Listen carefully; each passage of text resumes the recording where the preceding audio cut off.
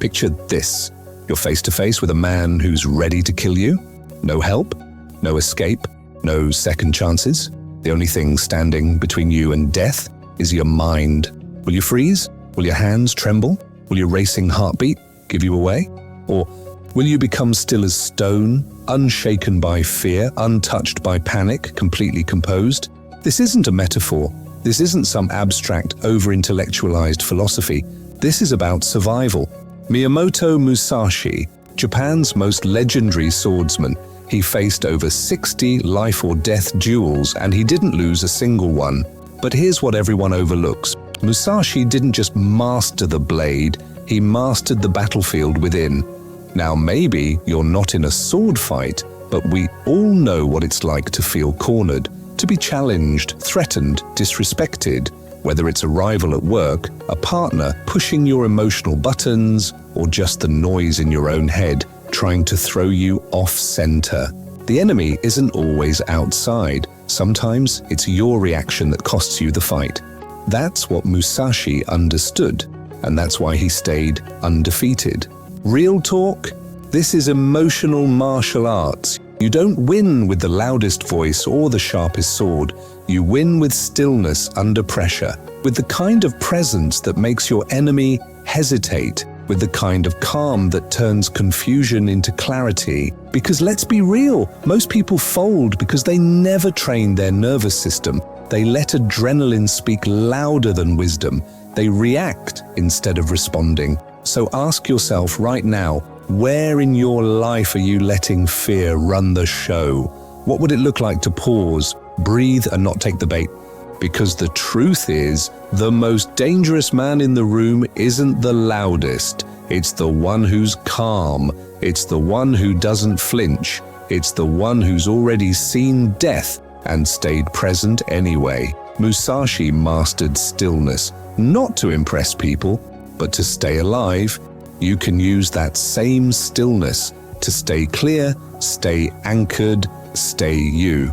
And if this helped you feel more prepared, more centered, I'd be honored if you stayed for more, because this isn't about becoming cold. It's about becoming clear.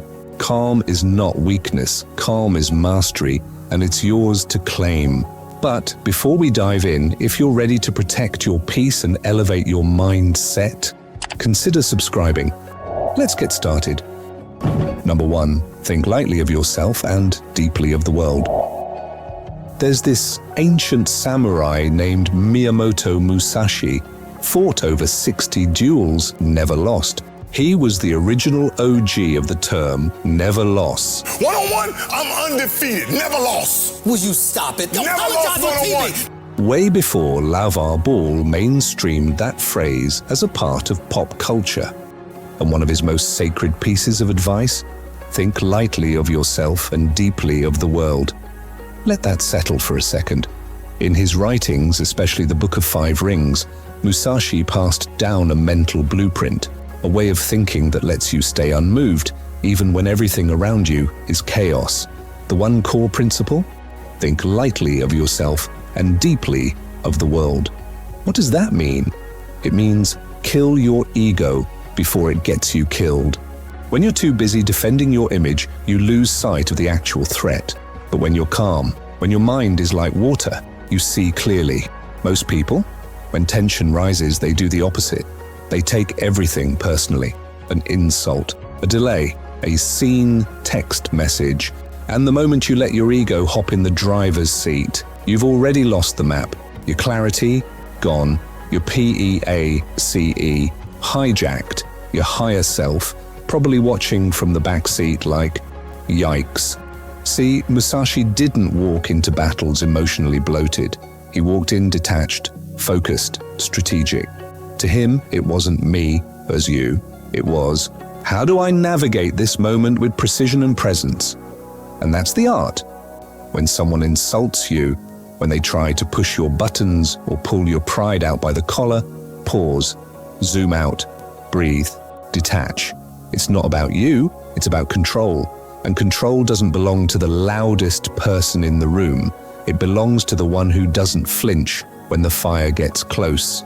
If you can stay calm while someone else is spiraling, you don't just win the moment, you own the room without raising your voice, because the ego wants to react. But wisdom observes and responds when it's time. So the next time your peace is tested, remember what the old warrior said: think lightly of yourself and deeply of the world, not because you don't matter, but because staying light keeps you free. And freedom, that's where your power is. And if this lit a candle in your mind, you're already doing the work. So give yourself credit where credit is due. And let's keep going, because there's even more light where all that came from, which leads us straight into number 2, fixation leading to defeat. Ever notice how panic sets in the moment you lock onto one outcome? You tell yourself, this has to go this way, and suddenly you're tightening your grip on something that's already slipping away. Musashi? Yes, that Musashi. The sword saint of chaos once called this particular conundrum a death sentence, noting that fixation is the way to defeat, while fluidity is the way to victory.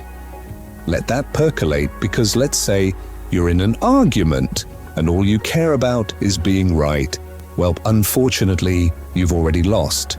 Because now, it's not about truth, it's about ego. The other person can feel that charge, that tightness, and guess what? They'll poke it, they'll provoke it, and they'll weaponize your need to win.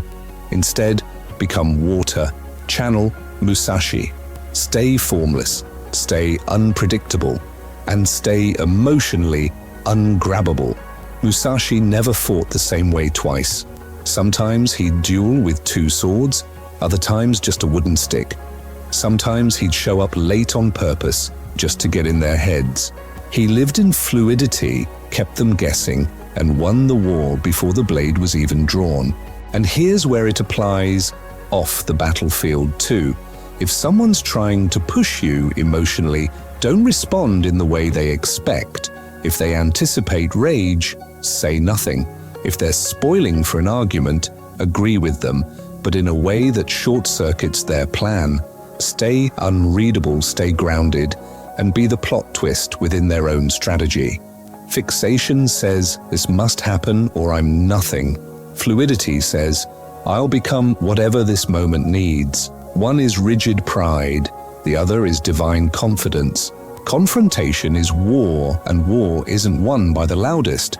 It's won by the one who stops being a character in the other person's script and starts writing their own.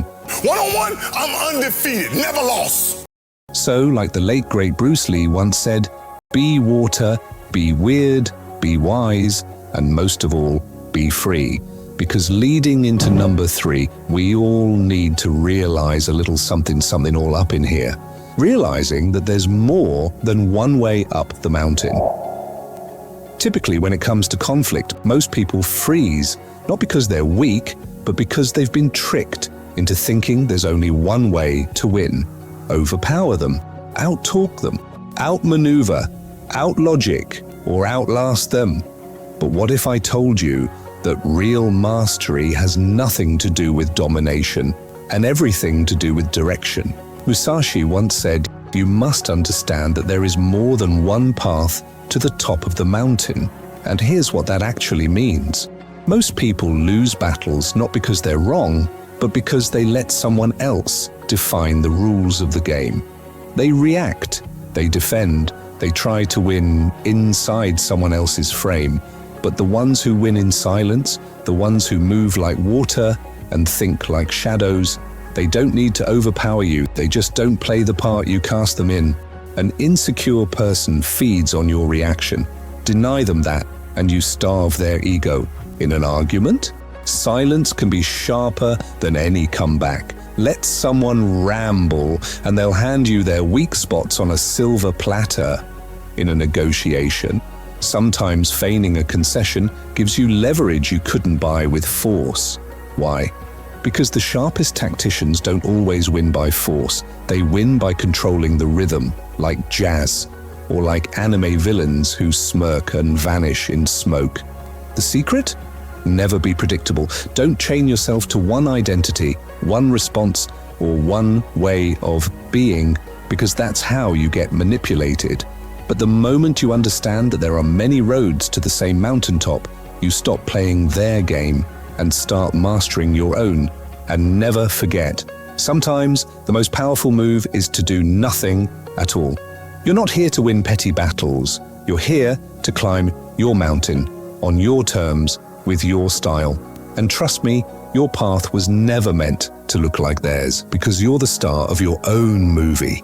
We're dovetailing out of the wreckage of what's known as the Dunning-Kreuger effect through these first 3 initial themes, or in layman's terms, recovering from the ego injuries sustained after climbing Mount Stupid barefoot, navigating the foggy trauma field known as the Valley of Despair, and resisting the temptation to rebuild our entire identity on the summit of Mount This Killed My Jaro. But we're not climbing that same ego volcano anymore.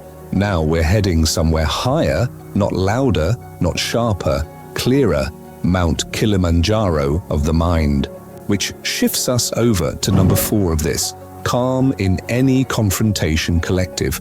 And the sword we're bringing to this journey comes from the old Musashi code, from one thing, no 10,000. Now that might sound poetic, like something printed on the tag of a samurai-flavored green tea bag. But it's not just a proverb, it's an orientation device for mental clarity, especially in chaos. But Musashi's teaching reminds us, if you understand one thing deeply, you can understand everything else more lightly. Imagine you're in a storm, rain coming sideways, people shouting, your mind spiraling. Most folks try to collect every single raindrop and figure out what each one means. But the calm ones, they pick one thing, one truth, one still point in the chaos, and from that, they move with clarity.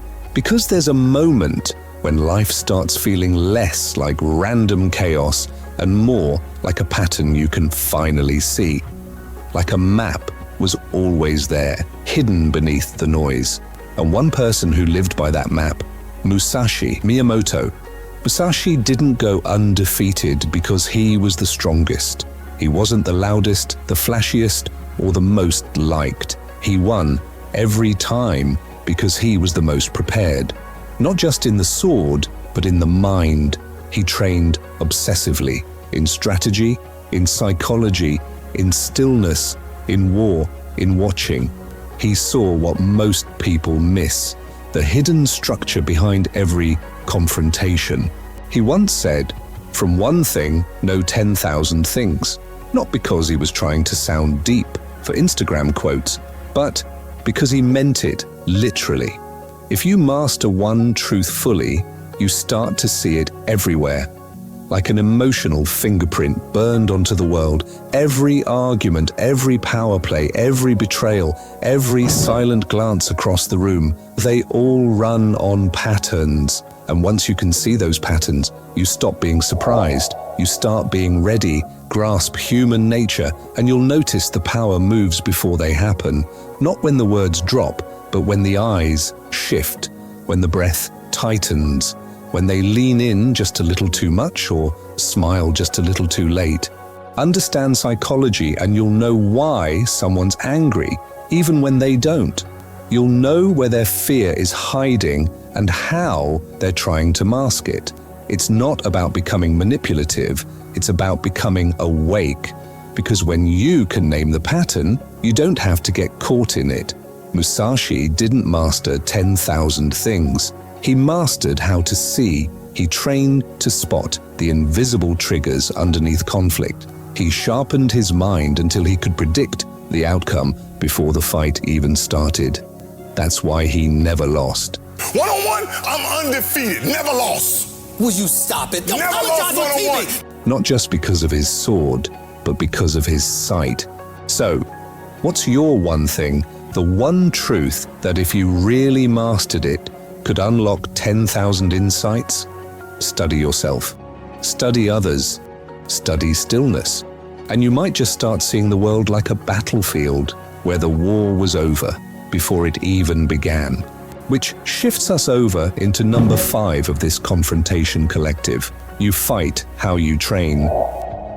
Most people don't break under pressure because they're weak. They break because they never practiced falling and standing back up. We're taught to believe that when the big moment comes, we'll just magically rise to the occasion like some dramatic anime hero mid-battle. But the truth? You don't rise to the level of your intentions, you fall to the level of your preparation. Even Musashi called this fantasy a delusion, because you can only fight the way you train. So the real question becomes, have you trained? Have you practiced staying calm when the heat rises? Or are you hoping your future self will just figure it out? This isn't about being a machine, it's about training your nervous system like a sacred vessel so it can hold more discomfort without spilling over. That's what discipline really is, not punishment, but preparation. It's you saying, I'm building a mind that doesn't betray me under pressure. So here's the path. Stay grounded when someone pokes at your peace. That's emotional weight training. Stay calm when someone tries to corner you. That's psychological aikido. Stay unreadable when someone's trying to manipulate you, because if they can't read you, they can't reroute you. Every hard moment is practice for the harder ones. Every time you don't react, you just leveled up in silence. So train daily, deliberately, lovingly, not because you're trying to win a fight, but because you're learning to master yourself. And once you do that, the game, the world, and the moment is already yours. And so now that we've come full circle, integrating our confrontational chaos with some mindful and structured authenticity activities, we come to realize that Musashi's lessons at the end of the day aren't just about combat or seeing who is strapped with the biggest and baddest katana and samurai swords. In reality, most people think Musashi was just a swordsman, but his real war was never with others. It was with himself. See, these lessons weren't written for gladiators. They were written for anyone trying to win battles within their own mind. Most people react. They snap. They spiral. They cling to outcomes like their soul depends on it. But you're here because something in you wants to walk a different path. One carved by discipline, not by drama, by strategy, not survival mode. When you stop taking things personally, you become immovable, not cold, just clear. You stop dancing for other people's chaos. You stop bleeding just because someone else threw a knife. When you stop obsessing over one outcome, you become unpredictable. No one can pin you down. You're not playing by their script. You're writing your own. When you zoom out and see the bigger picture, you become strategic. You stop walking into emotional traps. You stop falling for the bait. You start noticing the whole board. When you learn to spot patterns, you become dangerously prepared. They make a move. You've already read that page. Now you're 10 steps ahead, sipping tea while they scramble. And when you train for real-life conflict, emotional, spiritual, and situational, you become unbreakable, not because it doesn't hurt, but because your peace doesn't depend on the absence of war. Most people float through life half asleep, triggered, terrified, tense. But in a world of reactivity, the calm one is king. Not the loudest voice, not the fastest hand, the clearest mind. So next time someone tries to provoke you, don't flinch, smile, because deep down, you already know they've already lost. They just haven't realized it yet. So, which of these Stoic principles resonated with you the most? Feel free to leave a comment below, and don't forget to share this video with someone who needs it. Until next time, thanks again for watching. Stay up, stay blessed, and I'll catch you all on the flip side.